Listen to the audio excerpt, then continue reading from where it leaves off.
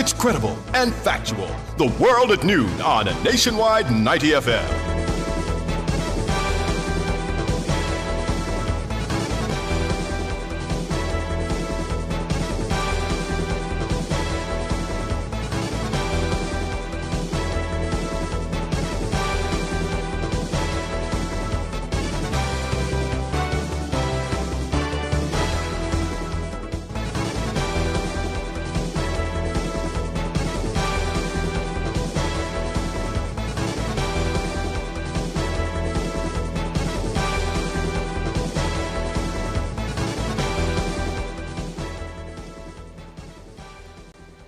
A very good afternoon to you. I'm Tona Thomas in the Nationwide World at Noon for today, Wednesday, February 18, 2026.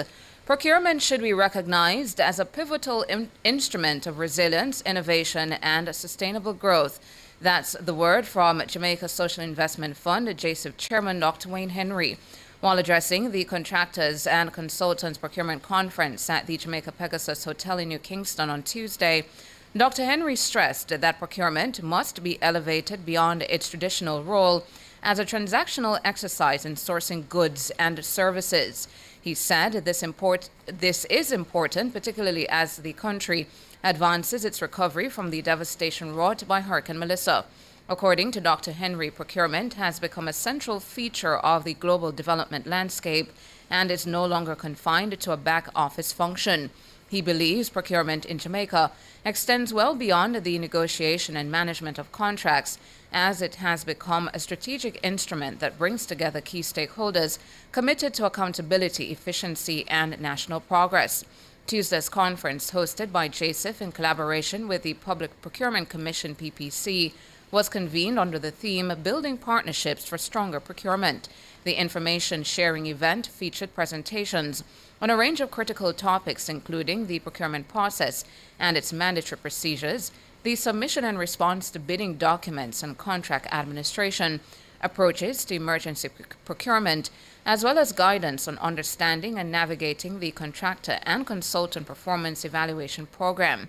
Meanwhile, JSIF Managing Director Omar Sweeney highlighted that the conference serves as a vital hub for knowledge sharing among contractors, many of whom have implemented the agency's diverse projects over its 30-year history.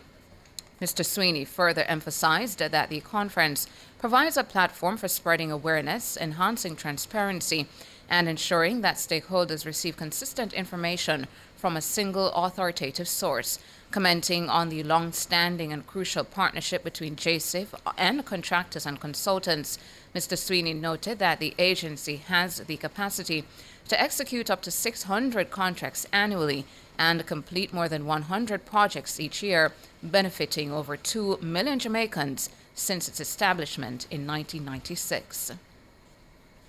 The St. James Municipal Corporation has committed to waiving half of the $9.3 million in outstanding debt owed by craft vendors in Montego Bay. The mayor of Montego Bay is Councillor Richard Vernon.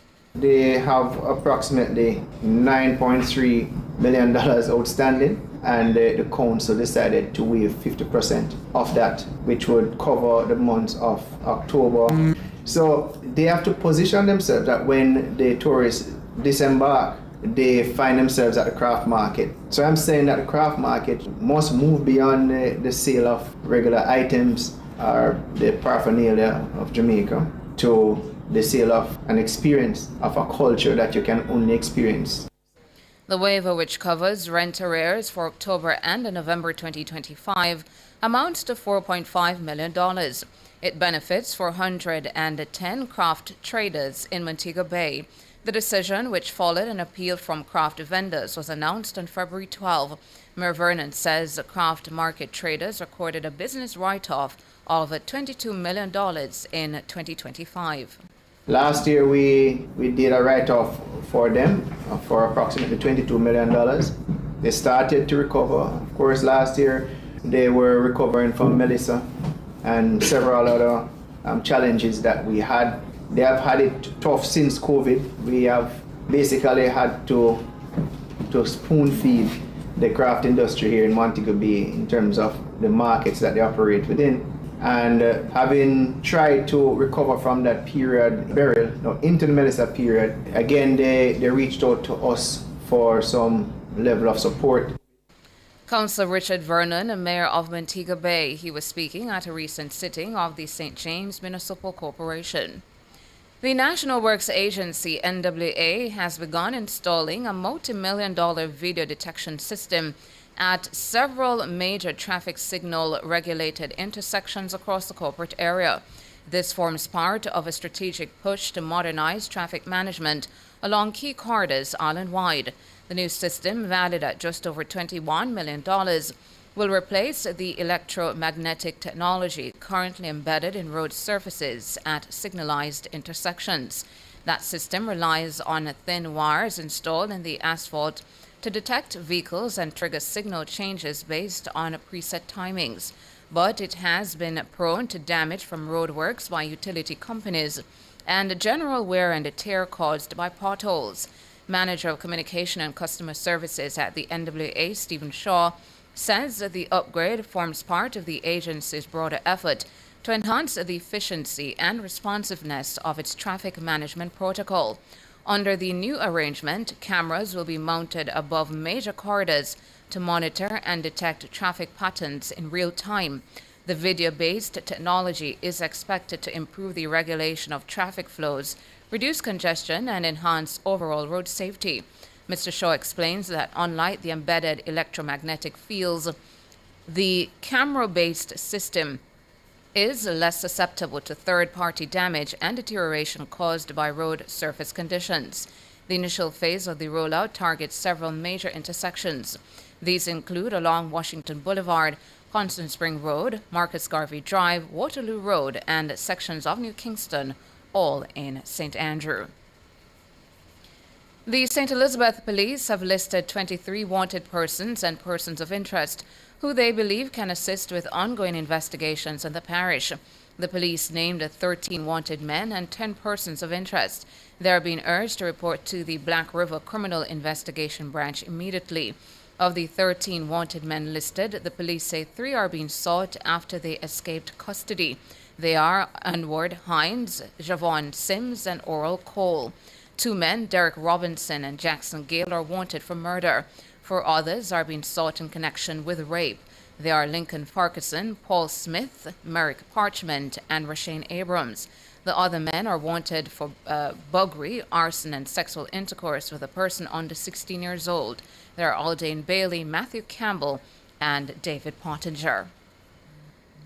Turning now to an item of regional news, Trinidad and Tobago's government is optimistic 2 flagship offshore gas projects with neighboring Venezuela to be operated by Shell, BP, and Trinidad's National Gas Company will move forward.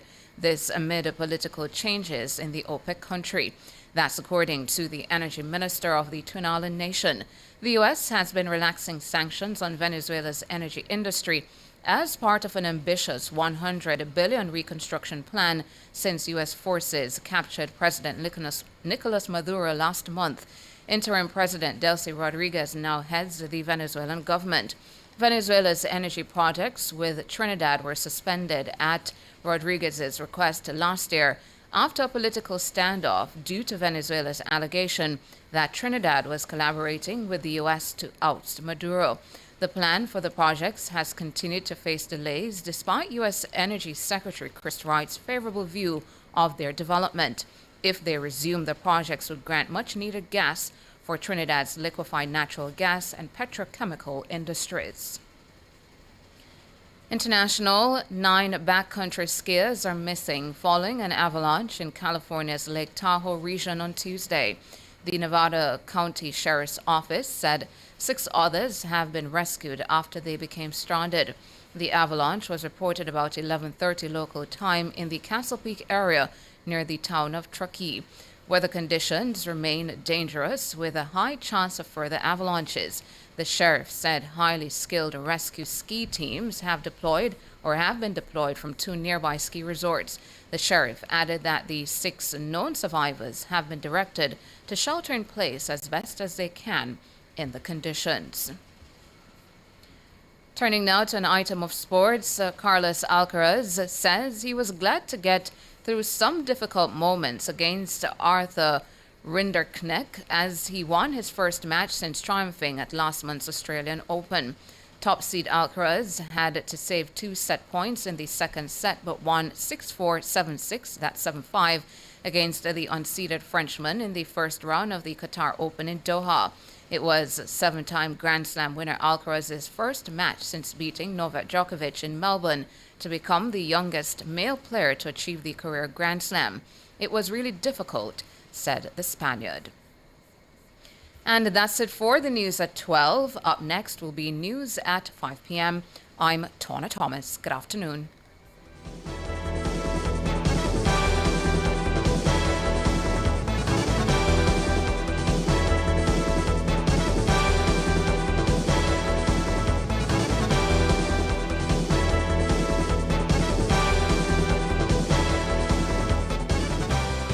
The Midday News was brought to you by Total Tools.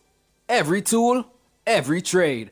Living in shared spaces can bring challenges. That's why the Commission of Strata Corporations facilitates fair dispute resolution. Whether you're a proprietor